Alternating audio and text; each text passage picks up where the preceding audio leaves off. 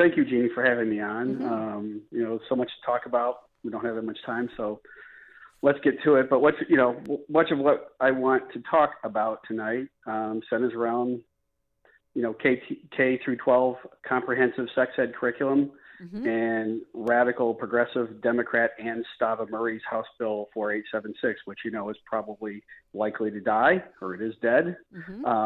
But I think the more important point is that they continue to come for our kids, and much of this is pushed through curriculum. I was recently in a school board meeting where I talked about how, connecting the dots, right? I said, the new standards require children to be able to define and explain the differences between cisgender, transgender, non-binary, et cetera, right? And that gender identity, I said, exists along a spectrum. I said, to be crystal clear, these are political and ideological concepts. They're not academic ones.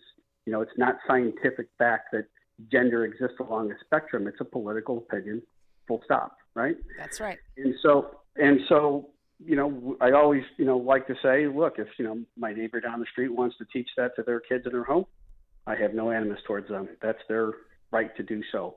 But the problem is when they impose it on children, against the will of parents. So that's where this HB4876, came into play. And, when I first read it, I said, this has to be from the Onion. This isn't real, but soon realized it is.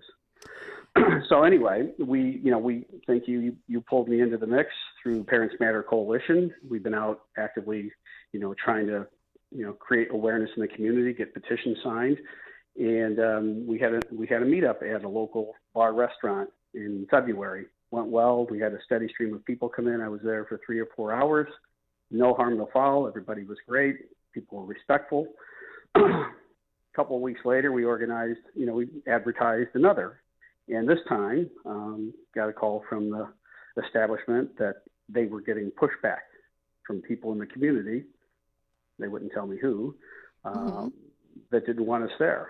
And so we had a 45-minute conversation. It became circular. And I finally realized, I said, you're not my enemy. I think it's just weak. If I owned the business and somebody told me I couldn't have people in to talk about whatever they wanted to talk about peacefully, I would say, too bad, right? Right. But I respected his decision. I didn't want to pull a local business into politics, so we pivoted to the library. We had one of our members grab a room, and we just promoted it as educational for parents, and we brought the petition in. Maybe 10 minutes after we arrived, we had 2 people from the library. I think the woman's name was Mary Beth, showed up with a clipboard, and somebody accompanied her and said, we were not allowed to sign petitions. They didn't want us in the library, et cetera, et cetera. We kind of gave them the brush off. They went away, came back 20 minutes later. We have all this on, we've recorded it, but they came back about 20 minutes later with a stack of papers and documents, and you're, violating policy, blah, blah, blah. And I said, well, I was just here a couple of weeks ago. She said, you're not supposed to be signing a petition.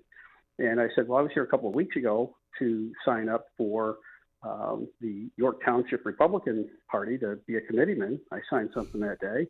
I saw that one of the people that I ran against in the school board race had promoted a card signing at the library. I said, well, what's the difference? And so it went around in circles, threatened to call the police. I said, go ahead, please do. And they dropped it. So we took some of our people outside of the library out in front, which actually worked great because we were getting people as they came in. And we had a sign and we had the petition, and it worked well, and it was peaceful, but we pushed back. Right. But at the end of the day, what it really comes to what it shows you is that the other side doesn't want to have this information put in front of parents. Yeah, that's right. But at the same time, the other side knows that the majority of the state legislature down there is pushing this stuff onto children and hiding it from parents. Mm-hmm. Right. And the dots that I connected, the more, as you said, this all started out with curriculum, and, we've done a lot of work in our group to put out to the local community the absolute degradation of academic proficiency here. And these are just more of the reasons why things are going sideways. Yes, there's been a modest improvement since COVID ended, but we are still far below the standard for this community, right? When you look at the state, when you look at what's going on, right? The way I connected the dots in this, you have Governor Pritzker with this new comprehensive sex education, right? And then the new comprehensive sex education talks about, the gender spectrum, which again is political, right? You have, the teachers union, the Illinois Federation of Teachers, endorsed Ann Stava Murray. Yeah. When this was all going on, I didn't see the teachers union saying, wait a minute, we're not for this. They were completely silent, right? So you have the teachers union working with the governor, pushing this curriculum into the public schools. And then what HB4876 would be is an enforcement mechanism, is the way I see it. You have That's right. Parents better be silent or else.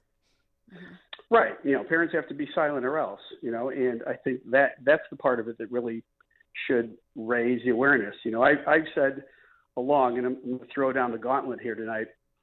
I always say, where are the dads? I see a lot of strong women. I see you, I see others, I see Tracy. There's a lot of women that seem to be really driving this pushback, but I don't see a lot of men. And I said, where are the dads? I go, I'm not talking about the weak, emasculated ones who show up at school board meetings and read from their wives' note cards. I'm talking about the dads that tell us they'd run through a wall or into an inferno to save their children, and yet they're eerily silent about this issue. I'd characterize this as a clear and present threat to the safety and health and well-being of their children, particularly little girls, because they're the ones that seem to really be caught up in this. Well, that's why we started Parents Matter Coalition, because parents matter. But if the parents don't care to matter or don't care to weigh in, then we're kind of stuck, right? But we assume that most parents aren't informed, and when they are informed, they will care and they will do something about it. Hey, we've only got about a minute left here, but I just wanted to wrap up and just say, Tom, first of all, I really thank you for your activism, because you seem to be the only one generating some degree, some effort over there in Elmhurst to do something about it. And the thing about it is you're full spectrum. You're not just about the inappropriate sex ed that's happening in Elmhurst schools, but you're also about the standards. And they have taken the slid, and you're also about the spending. So you're the full circle, and people should join EPIC, connect with them on Facebook, and what else should they do, Tom, to get involved in your group? I think what people like you and I are asking for is just the bare minimum. I always say, don't expect people to do what I'm doing and put the effort, because it's a lot of work, right? And people are busy with, running their lives and their kids, right? But I think if all we're asking for is people to do a little bit, come and sign a petition, talk to your neighbors, talk to your friends. This is an important issue, right? Pay attention. Yep. Pay attention. Do the little things, and let us do a lot of that. You're doing a lot of heavy lifting. I'm doing a lot of heavy lifting. We just need people to do a little bit to help us with this, and I think we'll make a lot of headway. I think this particular issue, I keep saying, this issue with HB 4876 is like the Claudine Gay moment for the LGBTQ movement. They jumped the shark on this. This is absolutely. Parents do not co-parent with the state. That's right. All right, there he is, Tom Chavez. We'll be right back with Derek Crenshaw, a Glenbard D87, Glenbard South teacher and coach. You're going to hear this interview.